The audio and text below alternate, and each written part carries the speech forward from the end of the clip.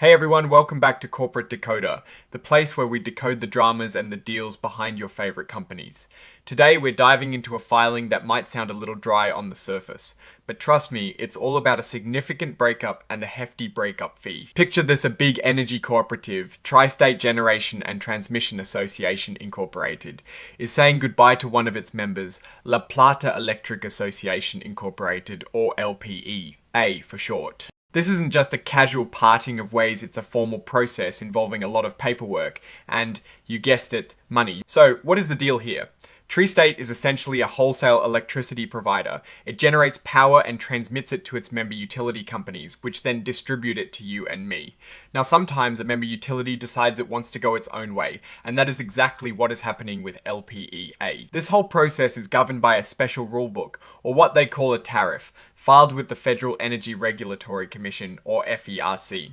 This rulebook, known as Rate Schedule Number 281, basically lays out the terms for when a member wants to leave. It requires a 2-year heads up, and crucially a payment to Tri-State for leaving.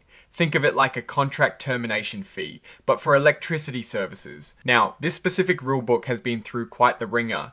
It was first proposed back in 2021 and has been debated and revised by FERC. Quite a bit. There was even a whole hearing, and an administrative law judge made a decision.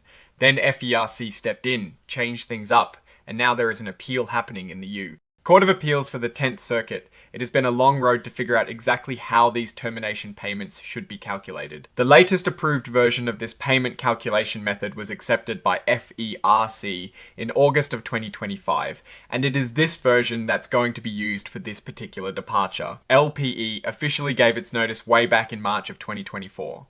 They said they wanted out with an exit date set for April 1st, 2026. That is a pretty clear timeline. And on September 22nd of 2025, Tri-State and LPE finally signed an agreement, a membership withdrawal agreement. This document lays out all the nitty-gritty details for LPEA's exit. It confirms that come April 1st, 2026, LPE will no longer be a member. Their wholesale electric service contracts will end, and they'll give up any claims to what is called patronage capital. Patronage capital is essentially a stake in the cooperative that members build up over time, like a dividend or a share of profits. Now, let's get to the big money part. LPEA has to pay Tri-State a final amount calculated according to that FERC-approved rulebook.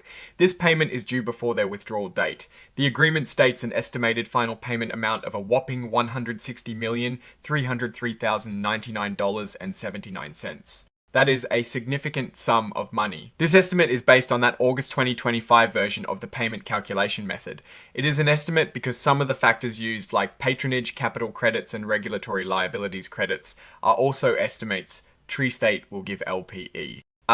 A final, precise number 30 days before the withdrawal date, after making any necessary adjustments. And just in case the FERC process causes any further changes to the calculation method or the amount paid, the agreement includes a provision for a true-up.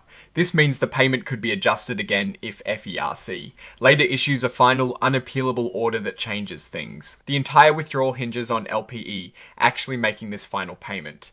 The agreement also includes default clauses. If LPEA doesn't pay, Tri-State can terminate the agreement. Likewise, if either party messes up in a major way, the other can walk away. This agreement also needs FERC's approval to become officially effective. So, what we're seeing here is a complex, legally binding agreement to end a long-standing business relationship. Looking at this, a few things jump out. First, the sheer scale of the estimated payment, over $160 million, highlights how significant the financial ties are between these energy cooperatives.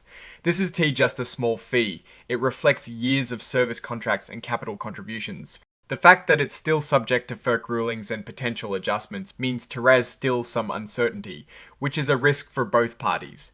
LPA is committed to paying a huge sum, and Tri-State needs that revenue. The ongoing FERC proceedings indicate that the regulatory environment for these types of energy contracts is still very much in flux, creating a dynamic and potentially volatile situation. The long notice periods and extensive agreement details underscore the intricate nature of these utility partnerships and the significant implications when one decides to leave. This filing really tells a story of a major operational and financial shift for both Tri-State and LPA. Alright, that is our breakdown of this withdrawal agreement. What is your take on these numbers and what they signal for the companies involved? Do you think this breakup will be smooth sailing or will there be more turbulence?